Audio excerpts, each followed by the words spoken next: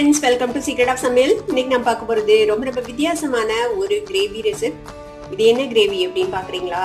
இது வந்துட்டு green grapes gravy. ஆமாங்க, ஒரு ஃப்ரூட் வச்சு தான் நாம இந்த கிரேவி செய்ய போறோம். இது வந்துட்டு சீட்லெஸ் பச்சை திராட்சை போட்டு செஞ்ச ஒரு கிரேவி. ரொம்ப சூப்பரா இருக்கும். கிரேப்ஸ்ல கிரேவியா அப்படின்னு யோசிக்காதீங்க. கண்டிப்பா ட்ரை பண்ணி பாருங்க. ரொம்ப டேஸ்டியா இருக்கும். அதுக்கப்புறம் புளிப்பான கிரேப்ஸா எங்க கிடைக்கும் அப்படின்னு தேடி கூட நீங்க வாங்குவீங்க.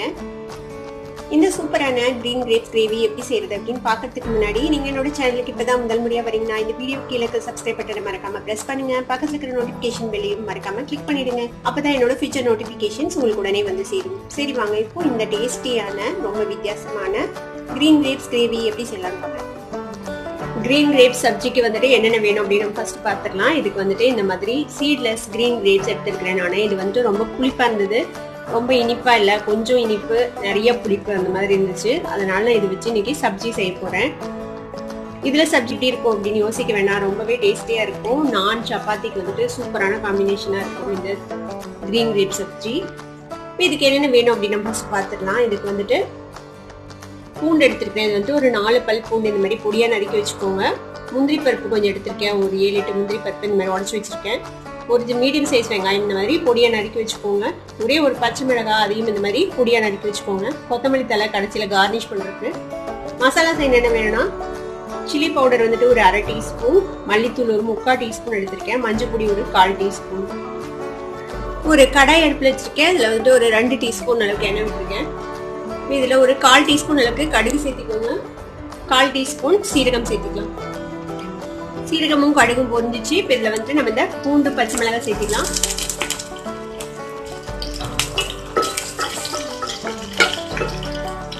பூண்டு லேசா வதங்கிச்சு. இப்போ நம்ம வெட்டி வச்சிருக்கிறேன் இந்த வெங்காயம் சேர்த்திக்கலாம். கூடவே இந்த முந்திரி பருப்பு சேர்த்திடுங்க. வெங்காயம் ஓரளவுக்கு வதங்கட்டும், அது வரைக்கும் நம்ம இதை வதக்கிக்கலாம். வெங்காயம் ஓரளவுக்கு வதங்கிச்சு. இந்த மாதிரி ஓரளவுக்கு கோல்டன் கலர் ஆகிற அளவுக்கு வதங்கிச்சு பாருங்க. இப்போ நம்ம என்ன செய்யலாம்னா, நம்ம எடுத்து வச்சிருக்கிற இந்த மசாலா பொடி சேர்த்திடலாம். மிளகாய் பொடி, மல்லிப்பொடி, மஞ்சள் பொடி மூணையும்.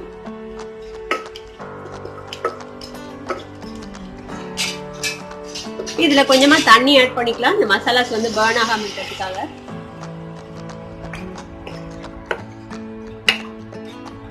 நம்ம போட்டிருக்கிற இந்த மசாலாஸ் வந்து பச்சை வாசனை போகட்டும், அது வரைக்கும் இதை கொதிக்க விடலாம். இது பாருங்க, நம்மளோட மசாலாஸ் எல்லாம் நல்லா வதங்கிடுச்சு, எண்ணெய் தெரிஞ்சிச்சு பாருங்க, பச்சை வாசனை போயிடுச்சு இப்போ நல்லா. இப்போ இதுல நம்ம எடுத்து வச்சிருக்கேன் இந்த திராட்சை சேர்த்திக்கலாம்.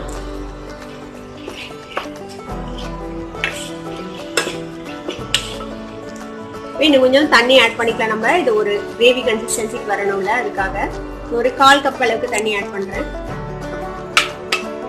இப்போ இந்த கிரேவிக்கு தேவையான அளவுக்கு உப்பு சேர்த்திக்கலாம். நம்ம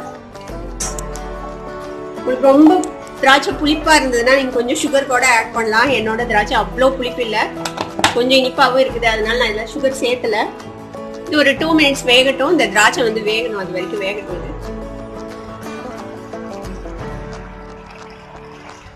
இது பாருங்க, ஒரு 2-3 நிமிஷம் பக்கமா நம்ம வந்துட்டு வேக வச்சிருக்கோம். திராட்சை வந்து கொஞ்சம் பல்ஜ் ஆயிடுச்சு பாருங்க, தெரியுதா உங்களுக்கு? திராட்சை கொஞ்சம் பெருசா ஆயிடுச்சு, வெந்துருச்சு. ரொம்ப நேரம் வேக விட்டீங்கனாலும் இந்த திராட்சை எல்லாம் குழஞ்சு போய் ஒரு மாதிரி ரொம்ப நீர்த்து போன மாதிரி ஆயிடும். இப்போ என்ன பண்ணலாம், ஃபினிஷிங் டச்சா நம்ம கொஞ்சமா க்ரீம் சேர்த்து போறோம். இது வந்து ஆப்ஷனல், உங்களுக்கு வேணும்னா நீங்க ஆட் பண்ணுங்க, இல்லைன்னா அவாய்ட் பண்ணிக்கலாம். ஒரு 3 டீஸ்பூன் அளவுக்கு நான் க்ரீம் சேர்த்துறேன். இதுல இதையும் மிக்ஸ் பண்ணி விட்டுருங்க. இதோட க்ரீம் சேர்த்த அப்புறம் ஜஸ்ட் ஒரே ஒரு கொதி விட்டீங்கன்னா போதும். பாருங்க, நல்லா கொதி வருது. இப்போ நம்ம இதுக்கு மேல கொத்தமல்லி தழை தூவி நம்ம இறக்கிடலாம். இது ஒரு மிக்ஸ் பண்ணி விட்டுருங்க. கடைசியா இதுக்கு வந்துட்டு ஒரு டீஸ்பூன் அளவுக்கு நெய் விட்டுக்கலாம். நம்ம நெய் வந்துட்டு ஒரு நல்ல ஃப்ளேவர் கொடுக்கும். நெய்யும் ஆப்ஷனல் தான், உங்களுக்கு வேணும்னா விடலாம், இல்லைன்னா அவாய்ட் பண்ணிக்கோங்க.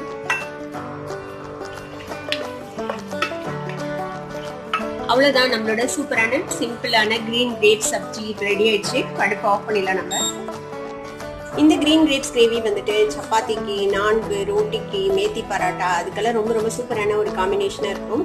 கண்டிப்பா இதை ட்ரை பண்ணி பார்த்துட்டு எப்படி இருந்தது அப்படின்னு எனக்கு கமெண்ட்ஸ்ல ஃபீட்பேக் கொடுங்க. இந்த வீடியோ உங்களுக்கு பிடிச்சிருந்ததுன்னா சப்ஸ்கிரைப் பண்ணுங்க, பக்கத்துல இருக்கிற பெல் ஐகானை கிளிக் பண்ணுங்க.